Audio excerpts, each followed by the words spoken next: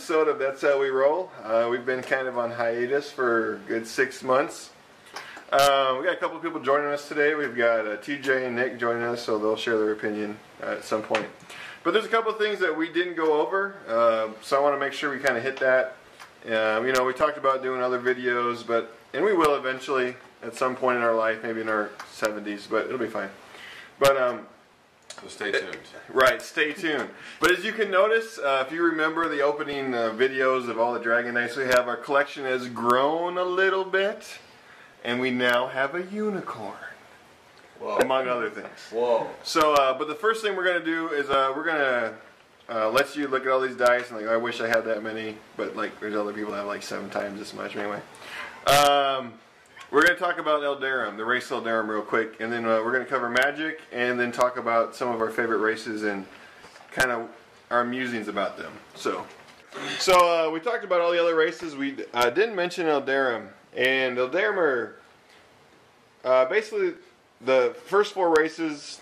The whole world that DragonDice takes place in is a world called Esfah, E-S-F-A-H. I could be totally pronouncing that wrong. But the first 4 races were the goblins, dwarves, coral, and lava elves. But the Eldarim are basically like the ancient race that was there before they existed. And they follow kind of the same thing. They've got a 1-point common, a 2-point uncommon, a 3-point rare. And then instead of having a 4-point monster, they actually have 4-point champions. And these champions are a real big deal. And I'll touch on those in a minute here. But the way Eldarim, if you notice, they're only single color. So this guy's only gold. Right, you know, all the other races have 2 colors, but he's only gold. And there's black, there's green, there's one of each color, there's blue, there's red, the 5 basic colors in the game. Now, the thing about Eldarim is they really just specialize in one thing. Like they have guys who are really good at missile, they have guys who are really good at melee, they have guys who are really good at saves, the guys who are really good at maneuvers, and then they have the magicians as well. But that's a little bit different than other units. So those are the Eldarim. But I want to talk about the champions here. Now, there's 3 different types of champions. Actually, there's really 6, but I'll explain that here in a minute.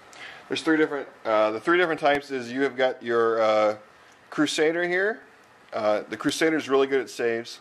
The thing about champions is every single side except for their ID is a SAI face. So they're really powerful. You've got a Slayer here. Slayer's really good at melee. Then you've got a Lord, Master. You've got Lord. You've got a Lord here who's basically the mage of the bunch. Now, you notice these guys are all the colors just like the Amazons are. So that means that they'll cast magic to whatever terrain they're at. So if they're at a blue and red terrain, they can cast blue and red magic. They can double blue and red magic. They can actually cast any spell they want. So they can still cast a green spell if they wanted to. They just wouldn't be able to double. But they also, see, they all have SAIs. The gold guy's probably hard to see. But Cantrip, Smite, Fly, Sneak Attack.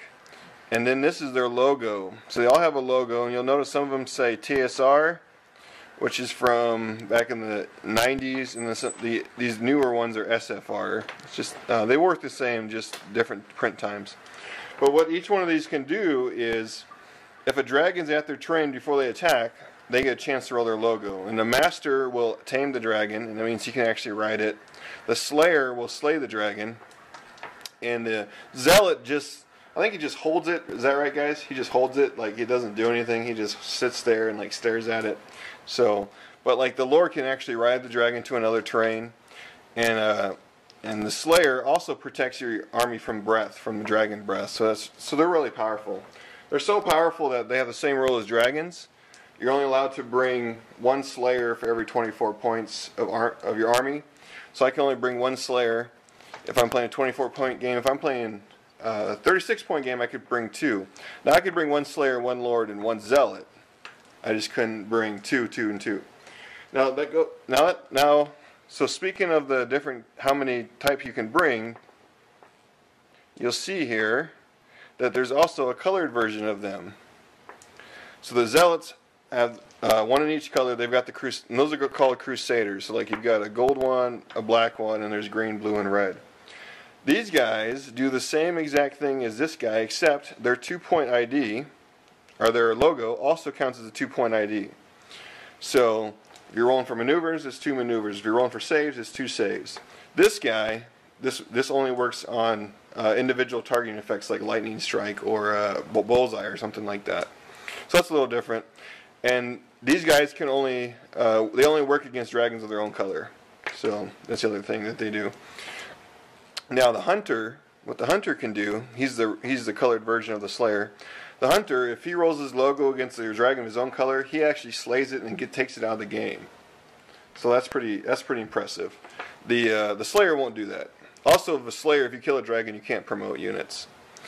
And then the master. So this is a gold master. This is a lord. They're just called lords and masters. Same concept. The 2-point ID counts for whatever you need. Now, these guys work really well with Dragonkin, and they've got a couple of racial abilities. Okay, so a couple things that Eldarim, the champions, allow you to do. These are the champions. The champions have something called Resist Fear. So remember before we talked about, I think in the multiplayer game, if a gold dragonkin, so if a gold dragonkin is fighting against a gold dragon, well, he's too scared to fight him. Well, if he's got an Eldarim champion with him, or not just champions, I'm sorry, any Eldarim. If any Eldarim are fighting with them, however many points of Eldarim you have in that army that match that color, basically they inspire those troops. They inspire the kin to fight alongside of them. They have a relationship. I don't know if I would call it symbiotic, but these guys work really well with each other. The other thing that you can do with sacrifice dragonkin is, let me see. We've got let's say this green hunter's dead, and you've got so let's say he's dead, and this guy's in your army.